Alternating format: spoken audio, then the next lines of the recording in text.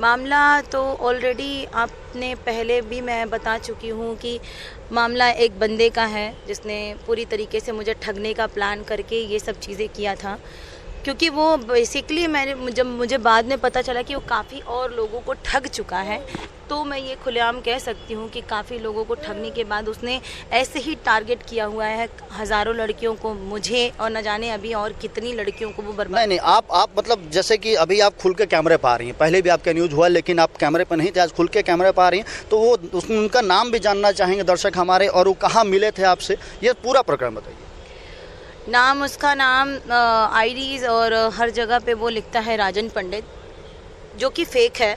उसका नाम original ID में हमने जब उसकी टिकट बनाई थी तो मुझे पता चला कि राजन पंडित का असली नाम दिव्यांश तिवारी है और उसके पिताजी का नाम राम आशीष तिवारी है, और उसकी जो सबसे बड़ी बहन है नीतू तिवारी, जो कि अपने आप को पॉलिटिशियन बताती हैं लेकिन हैं कुछ नहीं। ये लोग सिर्फ और सिर्फ अपनी मीडिया पे, सोशल मीडिया पे एक अच्छा प्लेटफॉर्म और एक अच्छी हाईफाई प्रोफाइल दिखा करके लड़कियों को ठगने का काम करते हैं। तो ये मामला, ये कब शुरुआत हुई, कितने साल के रिलेशनशिप रहा, ये बच्ची इस दुनिया में कब आई और क्या मामला, क्या एक्सेप्ट नहीं कर रहे हैं, क्या है?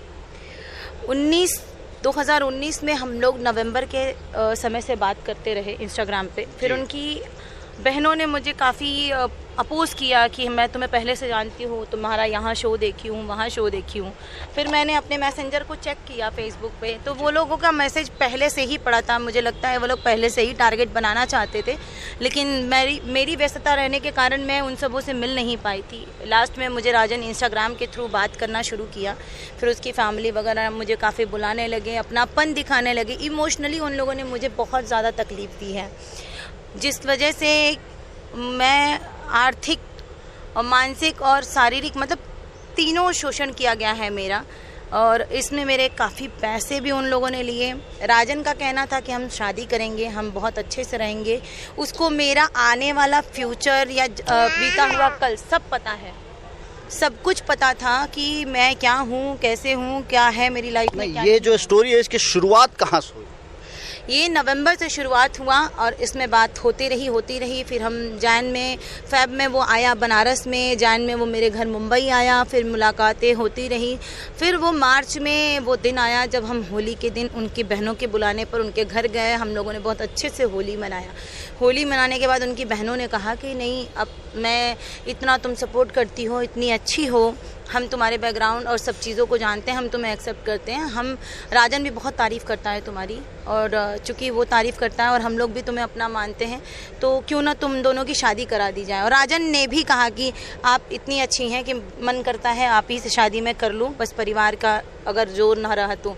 पर परिवार ने भी जब एक्सेप्ट कर लिया, उसके बाद हमारे साथ उनकी बहन ने उसको, राजन को, मुंबई भेज दिया। मुंबई भेजने के बाद उन लोगों ने ये कहा कि ये आपके घर पे रहेगा और आप इसे काम वगैरह दिलाइएगा, बाकी ये खुद भी अपना काम लाइन अप करते रहेगा। उस दौरान उनकी मम्मी की अचानक तबीयत ख़राब हो गई, जिस 16-17 मार्च को, और वो चंदन हॉस्पिटल में एडमिट हो जाती हैं क्योंकि वो डायलिसिस की पेशेंट थी। खैर, उनका अब मैं नहीं बोल सकती क्योंकि वो अब इस दुनिया में नहीं है। नवंबर 5, 2020 को उनका डेथ हो चुका है। और उसके बाद हम लोग जब वहाँ से आए तो इनकी बहनों ने कहा कि कुछ कैश लेते आना। राजन ने भी कहा कुछ कैश ले लीजिए, काम पड़ सकता है, क्योंकि हॉस्पिटल में थी वो। जिस दौरान हमने वहाँ से लगभग जितने भी कैश थे हम सब लेके आए, और यहाँ आते ही उनको मैंने कैश दिए भी हॉस्पिटल के बिल्स वगैरह के लिए, घर की ज़रूरतों के लिए। कितना कैश था? चलते बात करते, कितना कैश था? लगभग मैं वहाँ से 13 लाख रुपए लेकर के आई थी।